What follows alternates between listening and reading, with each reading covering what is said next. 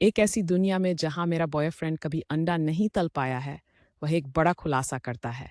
वह मेरे साथ रहने की इच्छा रखता है। यह खुलासा हमारे रिश्ते में हलचल मचा देता है, एक पहले से छुपे हुए मुद्दे को उजागर कर देता है।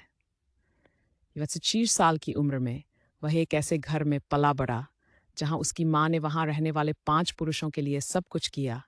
खाना बनाने से लेकर सफाई तक घरेलूता की एक अडिग मूरत के रूप में खड़ी रही। नतीजा, उसे घरेलू कामों का कोई अंदाजा नहीं है, एक तथ्य जिसे उसने मुझसे खुले तौर पर स्वीकार किया है।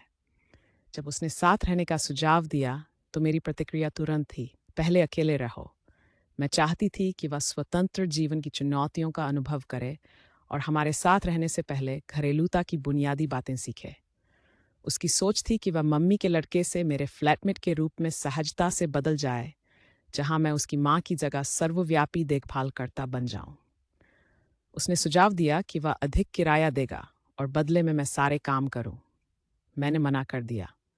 मैं उसकी माँ नहीं हूँ, न ही उसकी नौकरानी, बल्कि उसकी गर्लफ्रेंड हूँ।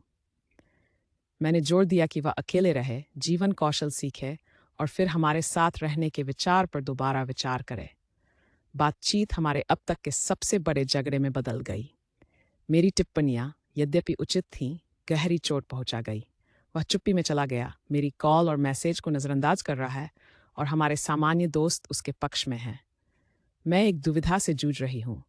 मैं उससे प्यार करती हूँ, लेकिन मैं उसकी लिव इन नौकरानी बनने से इनकार करती हूँ। एक तनावपूर्ण गतिरोध के बाद उसने अंततः बात करने के लिए सहमति दी, लेकिन उसका रुख अडिग था, वह कुछ भी सीखने को तैयार नहीं था। समाधान के रूप में उसने सुझाव दिया कि उसकी हिस्सेदारी के कामों के लिए एक नौकरानी रख ली जाए। यह अंतिम प्रहार था।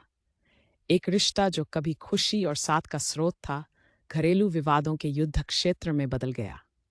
और इस तरह हमारी बातचीत का अंत समाधान के साथ नहीं, बल्कि ब्रेकअप के साथ हुआ।